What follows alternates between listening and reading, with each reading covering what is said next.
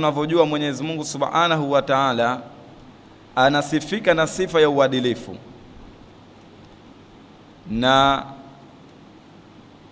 katika majina yake matukufu basi yumo jina lake ambalo anajisifu kwamba yeye ni mwadilifu. Sasa kwa nini yake hivi? Kwa hiyo mwenye kitabu anasema qad yatasaalu al-ba'd, huenda wakajiuliza baadhi ya watu, limadha u'tiyatil mar'atu nisfa nasibi ar-rajul, kwa nini umempa mwanamke nusu ya kiwango cha mwanamme, ma annaha adhafu minhu wa ahwaju lilmal, wakati tunajua mimi na wewe kwamba mwanamke ni mtu aliyekuwa dhaifu kuliko mwanamme, wa ahwaju lilmal, na vile vile anahitaji zaidi ile mali. Kwa nini umempa mwanamke nusu ya kiwango cha mwanamme, ma annaha adhafu minhu, wakati tunajua kwamba huyu mwanamke ni dhaifu kuliko mwanamme, wa ahwaju lilmal, na vile vile anahitaji sana mali. Mwanamke hawezi kufanya kazi, kwa nini sasa mali apewe kidogo kuliko mwanamme? Mwanamme anaweza kujitafutia mali. Sasa tunaambiwa waljawabu, na jawabu sasa, anna shari'ata al-islamiyya, hakika sheria ya Kiislamu, qad farraqat bainahuma fil irthi, hakika imetofautisha baina ya hawa watu wawili katika kurithi, lihikami kathiratin, kwa hikma zilizokuwa nyingi. Yani kuna hikma zilizokuwa nyingi ambazo zimepelekea mpaka mwanamume akapewa mara mbili ya mwanamke. Nadhkuru minha, basi tunazitaja baadhi yao. Awalan, ya mwanzo, anna almar'ata, hakika ya mwanamke, makfiyatun almaunatun walhajatu, almaunatu walhaja, yani mwanamke anatosheleka au anatoshelezewa zile haja zake moja kwa moja. Yani mwanamke haja zake zinatoshelezeka, manake haja zake, mambo anayohitaji anapewa, kuna mtu ambaye anampa. Fanafaqatuha wajibatun ala ibniha, basi tunaambiwa nafaka yake, ile kulishwa kwake, mambo anayohitaji yeye mwanamke, wajibatun ala ibniha, ni wajibun kwa yule mwanawe, ni wajibun kwa mwanawe. Maanake mwanamke yoyote yeye chakula ataletewa na mwanawe, au abiha, au ataletewa na baba yake, au akhiha, au ataletewa na kaka yake, au ghairihim min al-aqarib, au mwingineo miongoni mwa watu wa karibu. Kwa sababu hii sasa ndiyo ikapelekea mwanamke apewe kidogo kuliko mwanamme, kwa sababu yale mambo anayohitaji yeye yanamwajibikia mwanawe ndiyo ampe, na vile vile inamwajibikia baba yake ndio ampe, au ndugu yake, au ghairihim min al-aqarib, au wengineo miongoni mwa watu wa karibu. Kwa hiyo mazali yeye atakuwa hahitaji kitu kingine isipokuwa ile kupewa vyakula, makazi, kuvishwa. Kwa hiyo haina haja ya kumpa pesa nyingi. Kwa hiyo tutampa kiwango kidogo, yani kiwango chake itakuwa ni nusu ya mwanamme. Thaniyan, dalili ya pili, almar'atu la tukallafu bil infaqi ala ahadin, mwanamke halazimishwi yani kulisha kwa mtu yoyote. Yani mwanamke halazimishwi amlishe mtu yoyote yule, halazimishwi hata siku moja. Bikhilafi rajul, tofauti na mwanamme, fa innahu mukallafun, kwani mwanamme yeye anakalifishwa bil infaqi, kuwalisha, ala al-ahli, kwa wale watu wake katika nyumba. Mwanamme inamwajibikia yeye alishe watu katika nyumba. Kwa hiyo yeye tutampa kingi zaidi kwa sababu ile mali atawalisha watu katika nyumba, lakini mwanamke yeye halishi watu katika nyumba, kwa hiyo haina haja ya kupewa kilichokuwa kingi. Wal aqribai, na vile vile anawalisha watu wake wa karibu. Kama alichukua wafanyakazi, yeye ndiye atakayekuwa anawalipa. Hata kama yule mfanyakazi amechukuliwa na mwanamke, mwanamume yeye ndiye atakayekuwa analipa. Wa ghairihim mimman tajibu alaihi nafaqatuhu, na wengineo ambao inawajibikia wao watoe zile nafaka, yani wapewe zile nafaka. Kwa hiyo mwanamme yeye ndio anastahili kuwalisha wale wote, lakini mwanamke hastahiki kuwalisha mtu wa aina yoyote. Hiyo ni dalili ya pili. Dalili ya tatu, nafaqatu rajuli akthar, mahitaji ya mwanamme ni mengi. Nafaqatu rajuli akthar, mahitaji ya mwanamme ni mengi. Waltizamatuhu almaliya adhkham, na ile kuzingatia ile mali, mambo yanayohitaji, adhkham, ni yalokuwa makubwa zaidi. Fahajatuhu ila almal akbaru min hajati almar'a, kwa hiyo ile haja ya kuwa na mali nyingi lazima awe nayo mwanamme kuliko kuwa nayo mwanamke, kwa sababu yeye ana mahitaji mengi ambayo anayafanya katika jamii. Kwa hiyo kwa sababu kama hizi inapelekea kwamba yeye apewe mali iliyokuwa nyingi kuliko mwanamke. Na unaweza kuona hizi kama zinaingiliana baina ya pili na ya tatu, kama inaingiliana. Rabian, jambo la 4, ar-rajulu yadfa'u maharan, tunaambiwa mwanamme analipa mahari lizauja, kwa mwanamke. Wa yukallafu binafaqati as-sakni, na anakalifishwa kutoa nafaka za nyumba. Manake mwanamme akishaposa au akishaoa, maana yake yule mkewe anamkalifisha, inakuwa kwake yeye ni lazima, anamtegemea kumlisha au kutoa nafaka katika ile nyumba. Wa bil matam, na vile vile kumpa chakula, manake anamtafutia makazi, as-sakan, manake makazi, wal matam, na vyakula, wal malbas, na vile vile nguo lazima mvishe, lizaujati wal auladi, basi vitu hivi vyote unaambiwa anawapa wake pamoja na watoto.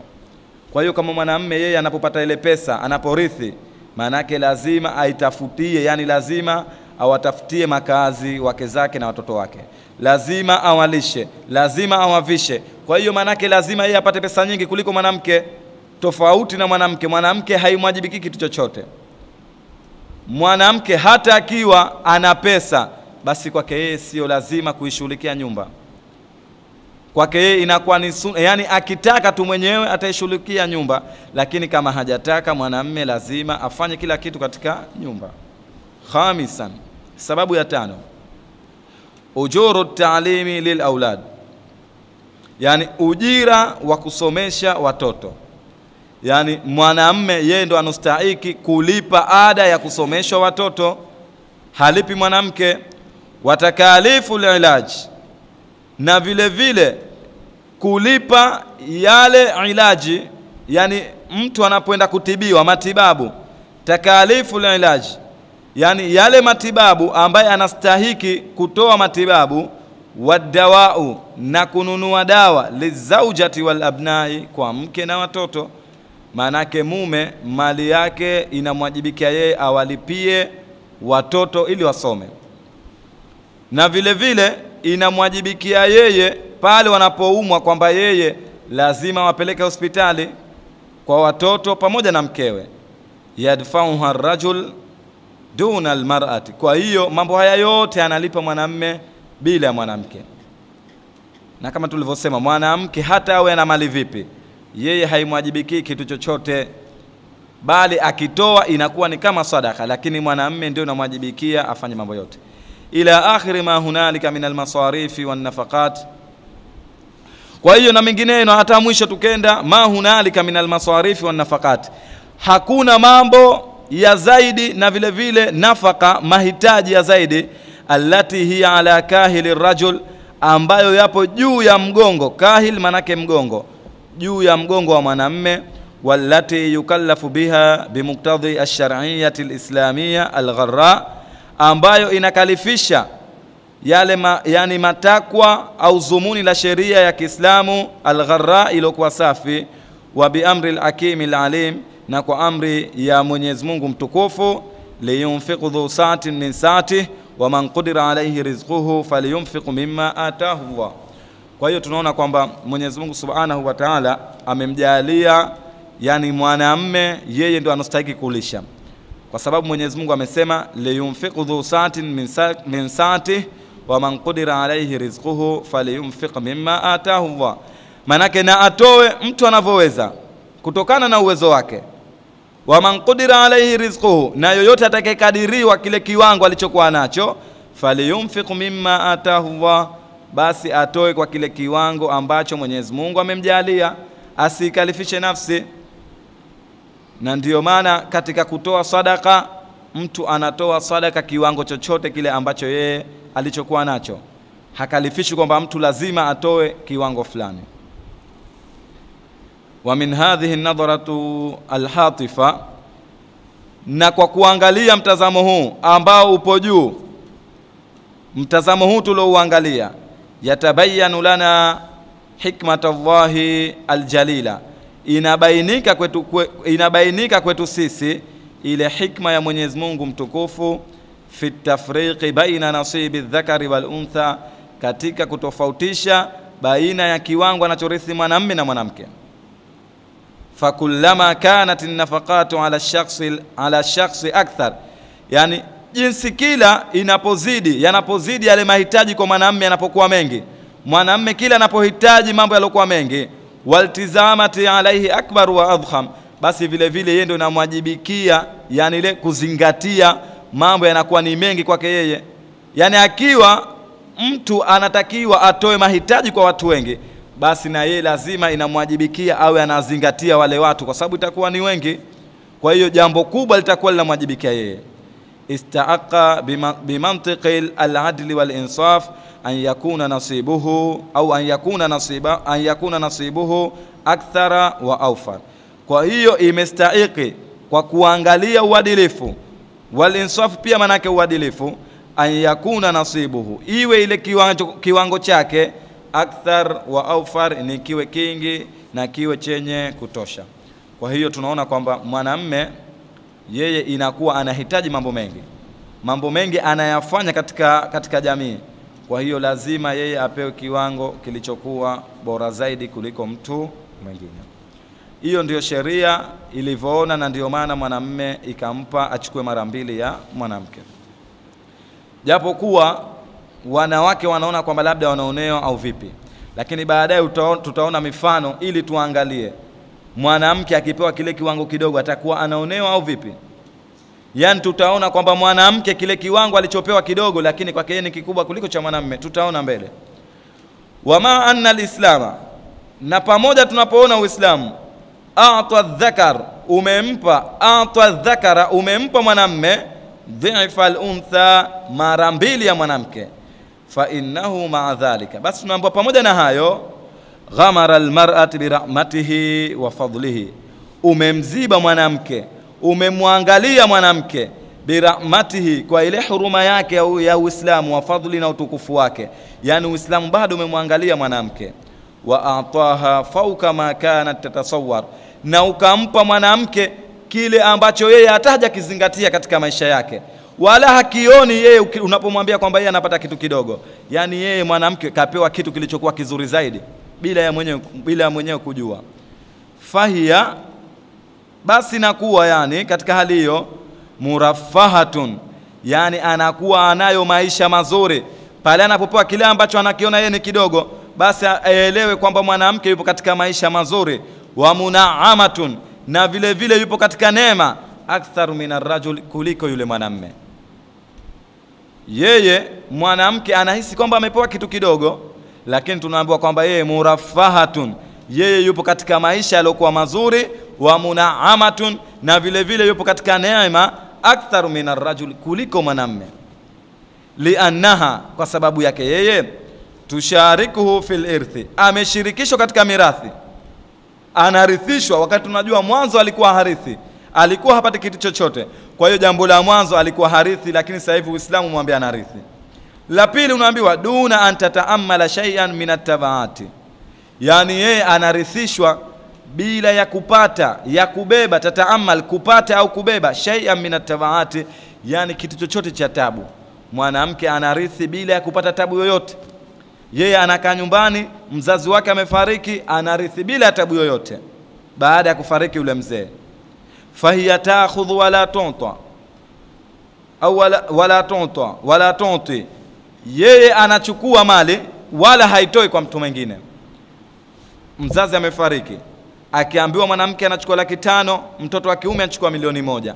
Ile 500,000 baada ya kuichukua, wala tuti, wala hampi mtu mwingine, ile ni mali yake moja kwa moja, haimwajibiki kama akawalishe watu au akawavishe watu au ajihudumike yeye, sio lazima kwake.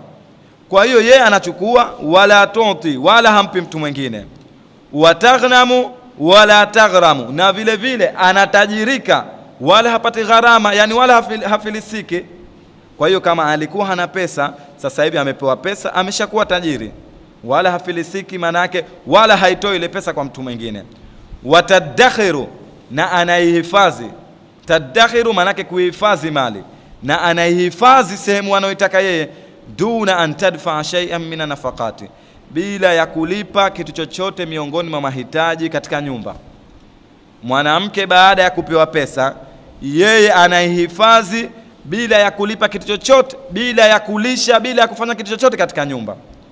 Au tushariku rajul fi takalifi al-aish, na vile vile hawezi hata kushirikiana na mwanamme katika yale matakwa au yale mahitaji katika maisha, wa mutatallibati al-aya, na vile vile katika yale mambo ya lazima katika maisha. Kwa hiyo mwanamke haimwajibiki mambo haya. Kwa hiyo kama haimwajibiki mambo haya, maana yake yeye anachopewa ni kingi kuliko mwanamme.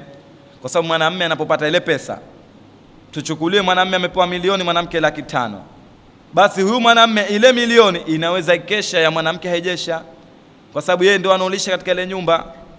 Yule mwanamke aliyopewa 500,000 akitaka chakula atakuwa anamdai kaka yake aliyepewa 1,000,000.